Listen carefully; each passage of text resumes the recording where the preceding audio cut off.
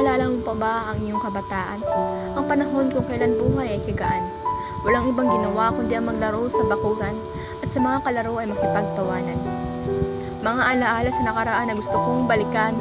Gusto kong balikan hindi dahil sa gusto kong makulong sa nakaraan, kundi dahil gusto kong takasan ang kasalukuyan. Kasalukuyang hindi ko na magawa pang maintindihan. Kung nooy parang ang dali ng buhay, bakit ngayon parang ang hirap ng mabuhay? Kahit saan ka lumingon, mga matang mapanghusga ang sa'yo'y sasalubong. Mga nakaririnding panglalait ang sa'yo'y bubulong. Gusto kong magbingi-bingihan ngunit hindi ko magawa. Gusto kong magbulag-bulagan ngunit imposible yata. Kahit saan ako magpunta, mga matang mapanghusga sa akin nakasunod. At kanilang mga titig ay tunay na nakakalunod. At wala na ako ibang makitang solusyon, kundi ang magpakalunod sa alaala ng kahapon.